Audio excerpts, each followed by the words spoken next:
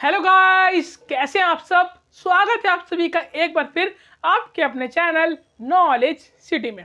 दोस्तों, जैसा कि आप सभी को पता है, हमने अपनी यूनिट नंबर 2 स्टार्ट कर दी थी। यूनिट नंबर 2 का chapter number 1 recruitment and selection, भर्ती एवं चयन नामक चैप्टर, यानी कि इस नाम का चैप्टर हमने शुरू कर दिया था। इससे पहले यूनिट नंबर 1 पूरी फिनिश कर चुका हूँ। नहीं देखी तो यूनिट नंबर 1 और चैप्टर नंबर 1 किसका, यूनिट 2 का पूरा एक प्लेलिस्ट बनाई है प्रॉपर। उसका लिंक डिस्क्रिप्शन बॉक्स ऊपर आई बटन में मिल जाएगा, जाके देख लेना। ठीक है दोस्तों, और तो चलो शुरू करते हैं। और जिसने भी इसका पहला पार्ट, यानी कि ये आज दूसरा पार्ट करने वाले हैं हम इस चैप्टर का, इसका पहला पार्ट नहीं देखा तो दोस्तों पहले उस वाले पार्ट को प्लीज़ देख लो, क्योंकि अगर आप वो नहीं देखोगे तो आपको ये समझ में नहीं आएगा। वहाँ पूरा बेस बनाया गया है, ये आगे का है। ठीक है, तो चलो शुरू करते हैं। हाँ भाई, तो इंटरनल तक की बात हम लोग कर चुके थे, तभी बोल रहा हूँ, जाके देख लो। इंटरनल तक की बात पूरी कर चुके थे। आज हम बात करेंगे एक्सटर्नल। आपको पता है, एक बिजनेस सबसे मेन जो काम करता है, मतलब आप कह सकते हैं कि ज़्यादातर बिजनेस होते हैं आइदर बड़े और छोटे, वो सारे बिजनेस डिपेंड होते हैं एक्सटर्नल रिक्रूटमेंट पे, कि बाहर से भर्ती ज़्यादा करना पसंद करते हैं, क्योंकि फ्रेश टैलेंट के लिए। चलो अब बात करते हैं। तो एक्सटर्नल रिक्रूटमेंट का मतलब क्या, कि जब एक कंपनी बाहर के लोगों में से किसी लोगों को चुने। ठीक है, चलो बात करते हैं पहला पॉइंट इसका, डायरेक्ट रिक्रूटमेंट। डायरेक्ट रिक्रूटमेंट का मतलब सीधी भर्ती मतलब ना कोई एडवर्टीजमेंट, ना कोई प्रमोशन, ना कुछ भी। सिंपल अपने कंपनी के गेट पे आपने लगा दिया पर्चा कि हमें लड़कों की ज़रूरत है। आपने देखा होगा ना, गली खंभों पे लगा होता है कि 12वीं पास लड़के तथा लड़कियों की आवश्यकता, सैलरी 18,500 से 28,500 तक। इस नंबर पे कांटेक्ट करें और अपना पागल बनवाए। ऐसा लिखा नहीं होता पागल बनवाए, लेकिन पागल ही बनता है ज़्यादातर केसेस में। ठीक है, तो दोस्तों क्या होता है, कंपनी अपने गेट पे लगा देती है, कंपनी अपनी वेबसाइट पे डाल देती है कि हमें लोगों की ज़रूरत है। अपनी वेबसाइट पे डालती है कि हमें लोगों की ज़रूरत है, आप आएँ, अपना इंटरव्यू दें और अपनी जॉब ले। सिंपल डायरेक्ट रिक्रूटमेंट, कोई दिक्कत नहीं। आगे बात करो, हाँ सबसे सस्ता भी ये होता है। यहाँ कोई प्रमोशन नहीं, कोई एडवर्टीजमेंट नहीं है, कुछ भी नहीं। सिंपल एक नोटिस बोर्ड पे लगा दिया कि हमें ज़रूरत है लोगों की। आगे बात करें कैजुअल कॉलर्स। दोस्तों देखिए, एक पोस्ट के लिए मान लीजिए कंपनी में पोस्ट निकली 10, तो क्या 10 पोस्ट के लिए 10 ही लोग अप्लाई करेंगे? ना, उन 10 पोस्ट के लिए 100 भी कर सकते हैं, उन 10 पोस्ट के लिए 1000 लोग भी कर सकते हैं। मान लीजिए 10 पोस्ट थी, 50 लोगों ने अप्लाई किया। क्या 10 पोस्टों के लिए 50 लोगों ने अप्लाई किया? अब मिलेगी तो दोस्तों 10 ही लोगों को, सबको पता है मिलेगी 10 ही लोगों को। बाकी 40 को क्या होगा? इनमें से 10 लोगों को तो जॉब मिल गई, बच्चे 40 में से कुछ लोगों को डाल देते हैं कैजुअल कॉलर से। मान लो उन 40 में से भी कुछ 10 और बैच थे, इनसे बैच नहीं थे लेकिन इनके बराबर भी थे, मतलब इनसे कम नहीं थे, इनके बराबर ही मान लो। इन 10 को कंपनी डाल देती है एक लिस्ट में, इसका नाम है कैजुअल कॉलर। कैजुअल कॉलर का मतलब कि मान लो इन 10 को हमने भर्ती किया है ना, मान लो इन लोगों ने कुछ दिन काम किया, इन्हें काम अच्छा नहीं लगा, या ये काम कर नहीं पा रहे, इन्हें कोई दिक्कत आई, इन लोगों ने काम छोड़ दिया, या हमने इन्हें निकाल दिया इनकी परफॉर्मेंस के हमारे। तो अब इनमें से जो पोस्ट खाली होगी उसको हम फिल करेंगे इनमें से, कैजुअल कॉलर में से, कि इन्हें फ़ोन करेंगे, भैया आपने इंटरव्यू दिया था, आपका इंटरव्यू अच्छा था, तो आपके लिए पोस्ट खाली है, आप आ सकते हैं। तो पहली प्रेफरेंस हम इन्हें दे देंगे। इन्हें बोलते हैं कैजुअल कॉलर, जो हमारी कॉल का वेट कर रहे होते हैं। ऐसा होता नहीं है, अगर किसी बंदे को एक कंपनी में जॉब नहीं मिलती तो क्या वेट करता रहेगा कि अच्छा इस कंपनी को कोई ना कोई तो छोड़ेगा महीने बाद, लगूंगा यहीं पे? नहीं, वो कहीं और ट्राई करेगा, है ना। तो सिंपल क्या पर आप समझिए, कैजुअल कॉलर कौन होते हैं? जो कुछ एप्लीकेंट्स बचे होते हैं कंपनी के पास, कि इन्हें इमरजेंसी के टाइम पे कॉल करेंगे, करता कोई नहीं है। ठीक है, आगे बात करते हैं मीडिया एडवर्टीजमेंट। मीडिया एडवर्टीजमेंट सब जानते हैं, हर जगह जितनी भी मीडिया होती है आपकी, सोशल मीडिया, हर जगह पे अपनी एडवर्टीजमेंट करना, अपनी ब्रांड का प्रमोशन करना, अखबारों में, मैगजीन्स में, हर जगह आप प्रमोशन कर रहे हैं, हर जगह आप एडवर्टाइज कर रहे हैं कि भैया कि भैया हमारी कंपनी में इस पोस्ट के लिए ये जॉब निकली है ना, इस ये क्वालिफिकेशन है, आप आइए अप्लाई कीजिए। ठीक है ना, ये हो गया मीडिया, मतलब अखबार वगैरह में डाल दिया। अगला एम्प्लॉय एजेंसीज। दोस्तों एम्प्लॉय एजेंसी आपने 12th क्लास में पढ़ा हुआ, एम्प्लॉय एजेंसीज बोल लीजिए, चाहे रिक्रूटमेंट एजेंसी बोल लीजिए, ये वो एजेंसी होती है जो कंपनी का काम आसान करती है। अभी कंपनी है, उसको टाइम नहीं है रिक्रूटमेंट करने का, उस पर भी बहुत सारा काम है, क्या करेगी? इनसे कॉन्टेक्ट करेगी। ये काम कैसे करती है, आइए समझते हैं। देखिए भाई, सिंपल अपना फंडा है। ये है कंपनी, मान लीजिए कंपनी ए, ठीक है। अब इस कंपनी को चाहिए मान लो 10 लोग, कितने लोग, 10 लोग, लेकिन इस पर मान लो टाइम नहीं है, या मान लो इसका एचआर डिपार्टमेंट नहीं है इसके अंदर, तो टाइम नहीं है और एचआर डिपार्टमेंट भी नहीं है, तो भर्ती का काम कौन करेगा? तो इस केस में कंपनी कांटेक्ट करेगी किससे? रिक्रूटमेंट एजेंसी से, किससे? या एम्प्लॉयमेंट एजेंसी से कांटेक्ट करेगी। ये एम्प्लॉयमेंट एजेंसी का काम होता है कि अपने क्लाइंट मतलब जो कंपनी इनके कांटेक्ट में आई है, फॉर एग्जांपल इस एम्प्लॉय एजेंसी के लिए इसका क्लाइंट कौन है? कंपनी ए। तो अब कंपनी ए ने कहा कि भैया हमें 10 लोग चाहिए इस तारीख तक। ये कहता है हो जाएगा गुरु, हो जाएगा सर, ठीक है। अब ये क्या करेगी? ये एम्प्लॉयमेंट एजेंसी एडवर्टीजमेंट निकालेगी इस कंपनी के बिहाफ पे कि इस कंपनी में भैया जॉब है, आइए इंटरव्यू दीजिए। यही उनका इंटरव्यू लेगी, एग्ज़ाम होगा तो यही एग्ज़ाम लेगी, हर कुछ करके, और जो लोग सेलेक्ट होंगे उनको ये कंपनी यहाँ भेज देगी और इससे अपनी कमीशन ले लेगी। तो ये काम होता है आपकी एम्प्लॉयमेंट एजेंसीज का, जो कंपनी के भी आप पे रिक्रूटमेंट करती हैं, है ना। आगे बात करें, अगला दोस्तों आपका हेड हंटर। अब हंटर का मतलब यहाँ कोई किसी को मार नहीं रहा, कोई गोली नहीं मार रहा। हेड हंटर का मतलब क्या होता है दोस्तों? कि यहाँ पे कंपनी होती है, अपनी मैनेजमेंट कंसल्टेंसी फर्म, कुछ मैनेजमेंट कंसल्टेंसी फर्म होती है, उनसे राय लेती है, उनसे मशवरा लेती है, क्योंकि वहाँ के लोग जो होते हैं वो इस काम में माहिर होते हैं कि रिक्रूटमेंट करनी चाहिए, कहाँ से करनी चाहिए, तो वहाँ उन लोगों से राय लेती है और फिर अपना काम करती है। आगे करें, कैंपस रिक्रूटमेंट, बहुत ही जाना माना, बहुत ही कॉमन टर्म सुना होगा, जिनके भाई बहन या जिनके रिश्तेदारों में आप सुना होगा कि फलाने की लड़की की क्या बोलते हैं, प्लेसमेंट हो गई है। क्या प्लेसमेंट? इस कंपनी में हो गई है, मैं देखा गया कंपनी में, विदेशी कंपनी में क्या हो गई है, प्लेसमेंट हो गई है। तो इसे हम क्या बोलते हैं? ये होती है हमारी कैंपस रिक्रूटमेंट, कि कुछ कंपनियां होती हैं, उनके कॉन्टैक्ट में कुछ कॉलेज होते हैं, वो कंपनियां कॉलेजेस में जाती हैं और वहाँ के जो थर्ड ईयर के फाइनल ईयर के स्टूडेंट होते हैं उनको हायर कर लेती है, उनका इंटरव्यू लेके, एग्जाम वगैरह लेके उनको हायर कर लेती है। तो इसे क्या बोलते हैं? Campus recruitment. अब सुना होगा भाई को बीटेक में है, उसकी कंपनी आई कॉलेज में, उसे रिक्रूट कर लिया, ऐसे बोलते हैं कैंपस रिक्रूटमेंट, ठीक है। आगे बात करें दोस्तों, अगला रेफरल। अब आप बोलोगे भाई रेफरल तो हमने इंटरनल में पढ़ा था। क्या इंटरनल में? कि रेफरल मतलब कि कोई कंपनी में लोग अंकल काम कर रहे हैं, चाचा, उन चाचा ने अपने भतीजे को भी लगा लिया। तो भाई रेफरल भी दो तरीके के होते हैं। एक रेफरल कि कंपनी में कोई बंदा पहले से काम कर रहा है, उसने कंपनी को रेफर किया अपना कोई रिश्तेदार, तो वो इंटरनल है।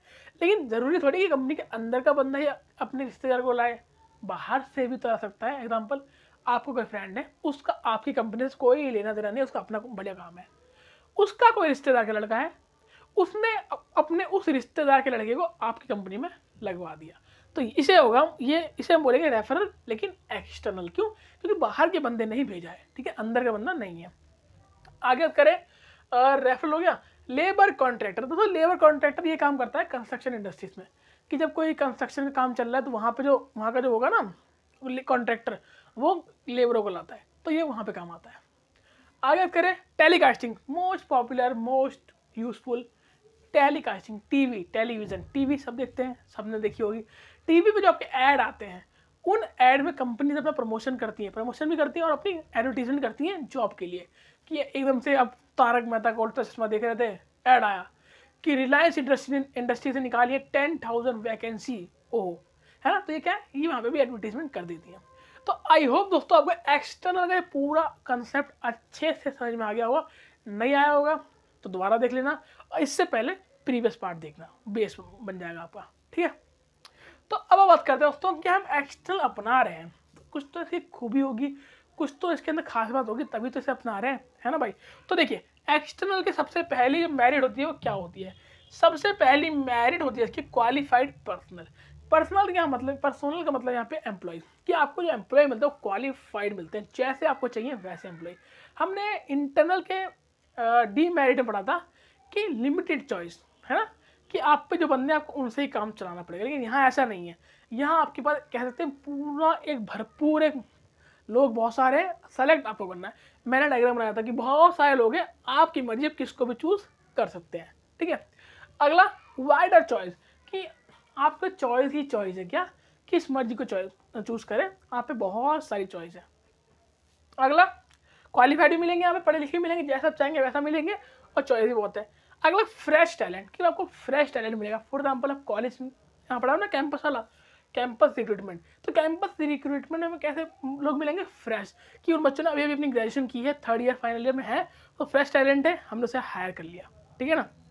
आगे बात करें कॉम्पिटिटिव स्किल, और उनके अंदर कॉम्पिटिटिव स्किल भी ज़्यादा होती है क्योंकि फ्रेश है तो उन्हें अभी नए नए उतरे मैदान में, तो उनके अंदर कॉम्पिटिशन की स्किल ज़्यादा है कि हमें जल्दी जल्दी ग्रो करना है अपने आप को, है ना। तो ये बात कर लिया मेरिट की सॉरी, मेरिट की बात कर ली।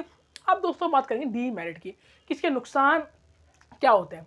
दोस्तों देखिए, सबसे पहला डिससेटिस्फाइंग अमंग एग्जिस्टिंग स्टाफ, कि जो स्टाफ पहले से काम कर रहा है। फॉर एग्जाम्पल, दोबारा इंटरनल वाला एग्जाम्पल दे रहा हूँ भाई, देखो याद है ना, एक था सीनियर अकाउंटेंट की पोस्ट, एक थी जूनियर अकाउंटेंट की पोस्ट।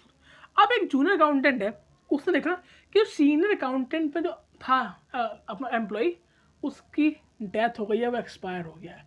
तो थोड़ा सा दुख लगा, लेकिन थोड़ा ही मन में खुश हुआ। खुश क्यों? मर गया ना, इसलिए कि हो इसकी पोस्ट खाली हो गई और मैं ही हूँ जूनियर अकाउंटेंट कंपनी में, तो मुझे ही प्रमोट किया जाएगा, मेरे तो मजे आ गए, मेरे तो सैलरी बढ़ जाएगी, मेरे तो फ़ायदे ही फ़ायदे।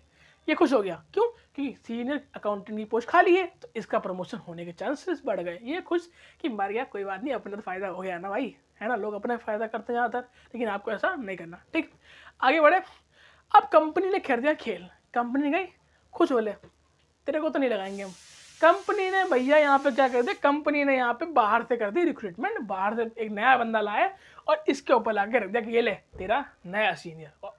अब ये इसके अंदर क्या गुस्सा आएगा, नहीं आएगा कि यार हम तो इतने साल से काम कर रहे थे, ये नया बंदा ला के आपने रख दिया, सारा काम मेरे को आता है, इतने साल से कंपनी में काम कर रहा हूँ, पूरी कंपनी अच्छे से जानता हूँ, बहुत बड़बड़ाएगा ये। क्यों भाई? जाहिर सी बात है, जो इतना साल पुराना बंदा, मान लो इतने साल से काम कर रहा है, मान लो 10 साल का एक्सपीरियंस है, और जो हम नया लगा लाए हैं उसे मान लो 2 साल का है, तो ये तो बोलेगा ना कि मेरे को 10 साल से और मेरे ऊपर 1-2 साल एक्सपीरियंस वाला लड़का लगा रख दिया, तो बुरा लगेगा। तो क्या होता है, इससे डिससेटिस्फेक्शन होता है आपके पुराने एम्प्लॉयज़ के अंदर कि हमें आपने प्रमोट नहीं किया, आप नए बंदे ला रहे हो, ठीक है। आगे बात करें, लेंथी प्रोसेस समझाया था। लेंथी प्रोसेस है यार, एडवर्टीजमेंट करो, इंटरव्यू लो, एग्जाम लो, ये करो वो करो, ट्रेनिंग दो, है ना, बहुत लंबा प्रोसेस है, बहुत ज़्यादा पैसा लगता है, बहुत ज़्यादा टाइम लगता है। आगे बात करें, कॉस्टली बता दिया, पैसा लगता है। और अनसर्टेन रिस्पॉन्स का मतलब कि आपको मान लो अभी एम्प्लॉय चाहिए, अकाउंटेंट अभी हमारा सीनियर, अब वो सारा काम संभालता था, अब कभी चाहिए, क्या मिल जाएगा अभी? ना ना ना ना ना, ये तो नहीं कोई मंडी लगी हुई गए खरीद के लिया है, नहीं। ज़रूरी नहीं कि आपको जब एम्प्लॉय चाहिए हो तभी आपको एम्प्लॉय मिल जाए, जैसा एम्प्लॉय चाहिए वैसा एम्प्लॉय मिल जाए, ऐसा ज़रूरी नहीं होता। अनसर्टेनिटी होती है, मिल भी सकता है, नहीं मिल सकता, ठीक है। तो दोस्तों ये हमने बात करी अपनी एक्सटर्नल की मेरिट, डिमेरिट और उसका टाइप, उसका मीनिंग, सब कुछ। आई होप आपको यहाँ तक समझ में आ गया हो। आगे बढ़े, चलो आगे बढ़ते हैं दोस्तों। अब हमारा एक टॉपिक उठता है कि some new terms regarding recruitment, कि आजकल कुछ नए टर्म्स चल रहे हैं रिक्रूटमेंट के रिगार्डिंग, जो आपने सुने भी होंगे शायद। पहला है आउटसोर्सिंग। दोस्तों आउटसोर्सिंग का मतलब होता है कि किसी को प्रोफेशनल व्यक्ति है, मान लीजिए अकाउंटेंट ही है, आपने उसे परमानेंट जॉब नहीं दी, लेकिन आपने उसे इस तरह से हायर कर रखा है। हायर मतलब कि वो हर मंथ में कहने में आता है, आपके सारे डेटा को कलेक्ट करके आपकी एक अकाउंटिंग फाइनेंशियल बैलेंस शीट बना के, प्रॉफिट एंड लॉस बना के, मतलब आपका अकाउंटिंग काम करता है और अपनी पेमेंट लेता चला जाता है, फिर दोबारा अपने अगले मंथ के आखिरी में आएगा। तो ये क्या है, ये काम वो आपके लिए कर रहा है, लेकिन परमानेंट नहीं है। आउटसोर्सिंग मतलब कि आप उस कह सकते हैं कि जो वो बंदा है, ठीक है, जो वो प्रोफेशनल व्यक्ति है, आप उसकी सर्विस के लिए से बुलाते हैं, उसकी सर्विस लेते हैं, उसको पेमेंट करते हैं, घर भेज देते हैं। वो आपका कोई परमानेंट एम्प्लॉय नहीं है, परमानेंट आपका कोई लेबर है, वो कोई व्यक्ति नहीं है, ठीक है ना। क्या है वो आपके लिए टेम्परेरी एम्प्लॉय आप कह सकते हैं कि वो आता है और अपना काम करे चले आता है। इसके एग्जाम्पल आप ले सकते हैं एक सीए। आजकल मोस्टली कंपनी क्या करती हैं, सीए हायर करती हैं। क्या सीए को, चार्टेड अकाउंटेंट को हायर करती हैं। क्या वो सीए उनकी कंपनी में काम करता है? ना, उस सीए की अपनी खुद की कंपनी है, लेकिन वो करता क्या है, वो उस कंपनी का सारा डेटा या कह सकते हो कि उसकी अकाउंटिंग करता है। उसकी कंपनी में रहता नहीं है, उसकी अपनी खुद की कंपनी, अपनी कंपनी में बैठे बैठे उसकी अकाउंटिंग करता है, उससे पैसे लेता है। क्या वो उसका एम्प्लॉय है? ना, वो अपनी सर्विस दे रहा है, सर्विस के बदले में पैसा ले रहा है। तो ये भी एक तरह की रिक्रूटमेंट होती है, इसे क्या बोलते हैं, आउटसोर्सिंग। अगला है दोस्तों पोचिंग और रेडिंग। पोचिंग और रेडिंग का मतलब पोचिंग की नहीं, पोचिंग और रेडिंग।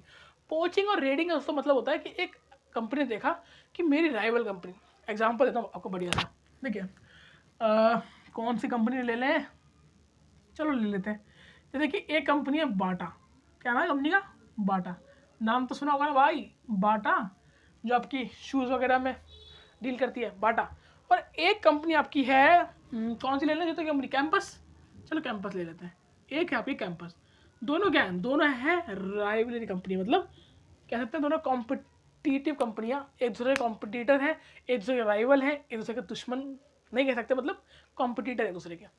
अब मान लो टाटा ने देखा कि कैंपस की कंपनी में, एग्जांपल दे रहा हूँ, कि एक भी अकाउंटेंट है, क्या एक अकाउंटेंट है, उसका बहुत नाम है मार्केट में, मतलब बहुत नाम है कि इसकी तो बैलेंस शीट कभी डिसमैच होती नहीं है, या मतलब ये बहुत अच्छा काम करता है, बहुत बढ़िया, इस अकाउंटेंट की बदौलत कंपस उड़ गई, कहाँ से कहाँ चली गई, ठीक है ना, इसकी बदौलत। तो बाटा ने क्या करा, इस अकाउंटेंट को पर्सनली कॉल किया, बाटा के मालिक ने, कि भाई हमारी कंपनी में जाओ, वहाँ तुम्हें कितने मिल रहे हैं, वो बोलता है यहाँ तुम्हें साल के 12 लाख मिल रहे हैं, मतलब महीने का 1 लाख। बाटा बोलता है हम तुम्हें दोगुना देंगे, मतलब हम तुम्हें साल का 24 लाख देंगे, मतलब कि सीधा सीधा महीने का 2 लाख।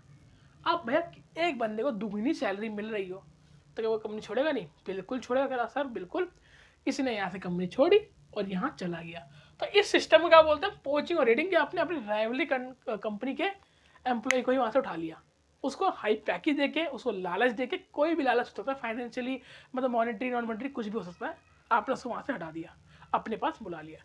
तो ये होता है पोचिंग और रेटिंग, ये भी एक तरह की रिक्रूटमेंट होती है, आजकल ज़्यादा फेमस है।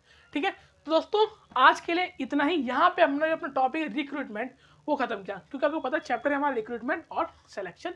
तो रिक्रूटमेंट एक पोर्शन आपका खत्म हो गया, आप कह सकते हैं आधा चैप्टर आपका हो गया।